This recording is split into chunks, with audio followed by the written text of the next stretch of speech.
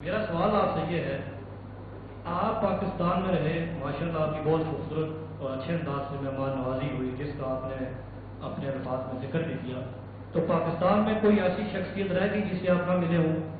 اور دوسرا میں آپ سے پیشگی معذرت چاہتا ہوں کہ فلسطین کے حوالے سے کوئی بیان آپ کا میری نظر سے نہیں گزرا، کیونکہ پوری دنیا میں آپ کو دیکھا جاتا ہے، سنا جاتا ہے، تو فلسطین کے حوالے سے آپ کیا کہیں گے؟ اور اس سے ایک ضمنی سوال ہے کہ مقبوضہ کشمیر میں اور فلسطین میں آپ کو پتہ ہے ظلم ہو رہا ہے، ایک سوال دو سوال پوچھ لیے سپلیمنٹری بھائی صاحب تو نے. مقبوضہ کشمیر کے حوالے سے بتا دیں، وہاں جو کٹ پتلی بہت بنائی گئی ہے اس حوالے سے. بھائی صاحب نے پوچھا ایسا کوئی شخص بچ گیا پاکستان میں جس سے آپ نے نہیں ملی؟ ایک ہوں تو بولوں، لاکھوں ہے، کروڑوں ہے. میں جن کو ملا وہ تو چند ہزار ہو گئے، اور اکثر ملنا چاہتے، لیکن وقت کی قلت ہونے کی وجہ سے ہم رات کے 2-3 بجے تک لوگ کو مل رہے تھے. تو مجھے ایک شخص بتائے جسے نہیں ملے تو لاکھوں میں نہ ہوئیں گے. انشاءاللہ امید ہے کہ جو لوگ مجھ سے محبت کرتے ہیں میں ان سے محبت کرتا ہوں، یہاں نہیں تو آخرت میں انشاءاللہ ملاقات کریں گے.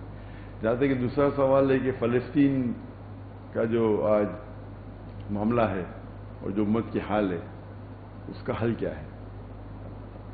میں نے تقریر کی ہے اس موضوع پہ جس کا موضوع ہے 15 point action plan for the Muslim ummah as far as Palestine cause is concern.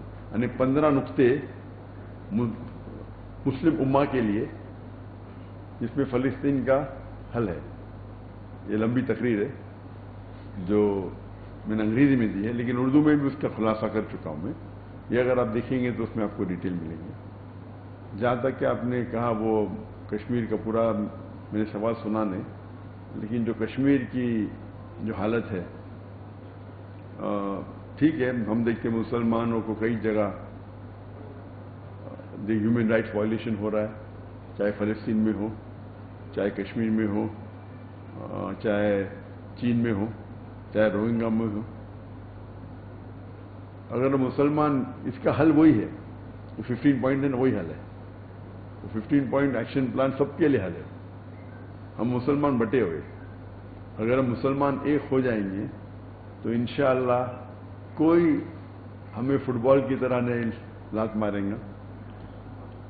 جو ہیومن رائٹس وائلیشن سب جگہ ہو رہا ہے تو مسلمان کے خلاف خصوصاً، اس کی وجہ ایک ہی ہے، اگر مسلمان ایک ہو جائیں گے اور اللہ کی رسی کو مضبوطی سے پکڑیں گے تو انشاءاللہ ہم پھر سے، اور یہ وقت آئے گا. اللہ تعالیٰ فرماتے قرآن مجید میں 3 جگہ، سورہ توبہ سورہ نمبر 9 آیت نمبر 33، سورہ فتح سورہ نمبر 48 آیت نمبر 28، اور سورہ صف سورہ نمبر 61 آیت نمبر 9، هو الذی ارسل رسولہ بالہدی ودین الحق لیظہرہ علی الدین کلہ. جب اللہ نے بھیجا اپنے پیغمبر محمد صلی اللہ علیہ وسلم کو دین الحق کے ساتھ تاکہ وہ سارے مذاہب پہ غالب ہو، چاہے وہ عیسائیت ہو، یہودیت ہو، ہندوازم ہو، بدھزم ہو، سیکولرزم ہو، ایتھیزم ہو، سوشلزم ہو.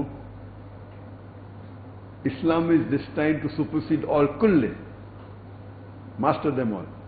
اور اللہ تعالیٰ 2 جگہ کہتے ہیں وَلَوْ كَرِهَ الْمُشْرِكُونَ، کتنا بھی مشرک نہ چاہیں گے، کتنا بھی غیر مسلمان نہ چاہیں گے. اور ایک جگہ کہتے ہیں اللہ وَكَفَىٰ بِاللَّهِ شَهِيدًا، اور اللہ شہادت کے لیے کافی ہے. تو اللہ کا وعدہ ہے کہ ہمارا دین غالب ہوگا.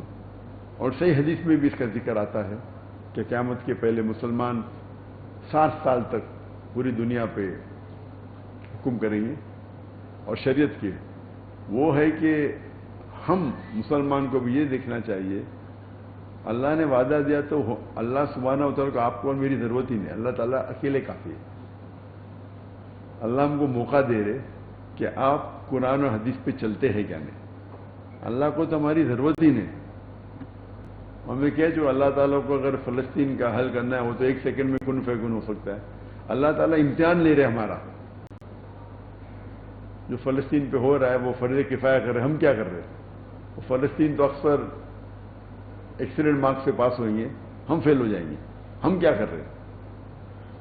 ان سے زیادہ ہمارا امتحان ہے. فلسطین کو دیکھ کے لگتا ہے صرف ایک ہی ملک پورے دنیا میں آزاد ہے, وہ فلسطین ہے, باقی سب آکیوپائڈ ہے. ایک ہی ملک آزاد ہے. تو انشاءاللہ قرآن حدیث پہ عمل کریں گے تو ہمیں فتح ملے. سوال کیا مجھے کوشش کریں ایک ہی سوال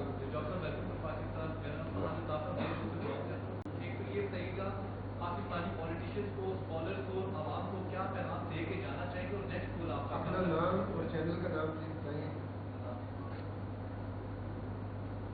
سوری, آپ نے کہا کہ پاکستانی عوام پولیٹیشین اور اسکالر کو کیا پیغام دینا چاہیے اور نیکسٹ گول کم ہوگا, ہیں؟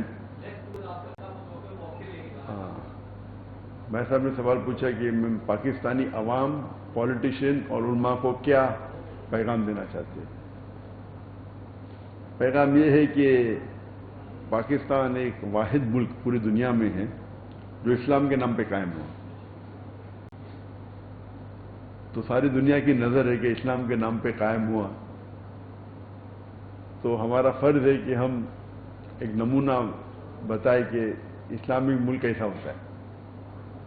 تو پیغام یہ ہے کہ قرآن اور حدیث کے اور قریب آئے اور قرآن اور حدیث پہ عمل کرے, چاہے عوام ہو چاہے پولیٹیشین ہو. علماء تو ماشاءاللہ کر رہے, دعوت دے رہے. اور یہ ہے میرا علماء سے کہ علماء اور پولیٹیشین ان کے ساتھ ایک گہرا تعلق ہونا چاہیے, کیونکہ یہ ملک جو بنا اسلام کے نام پہ, so they should be cooperation rather than friction. اور جو ماسٹر کی تعالی الی کلمۃ سواء بین بینکم, ہاں وہ اس بات کی طرف جو آپ اور میں یکساں ہے. تو علماء کو حکمت سے بات کرنا چاہیے.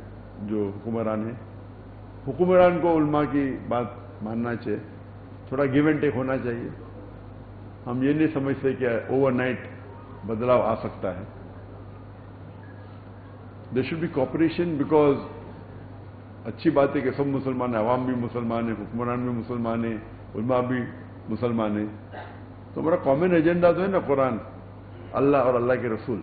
تو یہ کامن ایجنڈا کو رکھتے ہوئے, قرآن کو آگے رکھتے ہوئے, اللہ کو آگے رکھتے, اللہ کے رسول کو آگے رکھتے ہوئے اگر ہم بات کریں اور تھوڑا کمپرومائز کریں,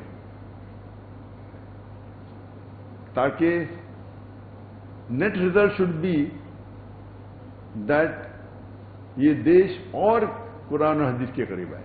یہ ریزلٹ ہونا چاہیے. 100% اوور نائٹ تو ممکن نہیں. اللہ کے رسول جب تھے وہ بھی ماشاءاللہ 22-23 سال لیے, آستے آستے. آپ کو تو 70 سال ہو گئے نا, اس سے زیادہ. تو حکمت کے ساتھ اگر ٹیبل کے اکراس بیٹھے اور ایک دوسرے کو سمجھے, مین ایجنڈا ہونا چاہیے کہ کامن پوائنٹ ہے قرآن اور حدیث, اللہ اور اللہ کے رسول. اس پوائنٹ پہ بیٹھ کے اگر بات کرے, آلویز امن کے وقت اسلام زیادہ پھیلتا ہے, وار کے ٹائم پہ نہیں. اس لیے اللہ کے رسول نے صلح حدیبیہ کی تھی. تو وہی اگر رکھ کے اگر عوام, حکمران اور علماء بیٹھے اور کامن پوائنٹ پہ آئے تاکہ ملک ترقی کرے اور قرآن و حدیث کے قریب آئے. اللہ تعالیٰ تو ساری دنیا میں دین نافذ کرنے والا, ہم چاہے یا نہ چاہے, آپ چاہے میں نہ چاہے. اللہ کو میرے اور آپ کی ضرورت نہیں, ہم تو ربش ہے. اللہ نے وعدہ دے دیا قرآن میں, ہم کیوں نے میک ہے ویل دا سن شائن, ہم کیوں نے اس کا فائدہ اٹھائے کہ اسلام تو غالب ہونے والا ہے. میک ہے ویل دا سن شائن یہ کہاوت ہے. تو ہم اگر یہ کریں گے تو ہمارے لیے سب سے امپورٹنٹ ہے. اللہ تعالیٰ فرماتے ہیں اگر آپ دنیا چاہتے ہیں تو اللہ دنیا دے گا لیکن آخرت نہیں دے گا. اگر آپ آخرت چاہیں گے اللہ آخرت بھی دیں گا, دنیا بھی دیں گا. تو میں ہمیشہ کہتا ہوں کہ اکثر لوگ کرسی کے پیچھے, تو سب سے اول کرسی ہے آخرت کی.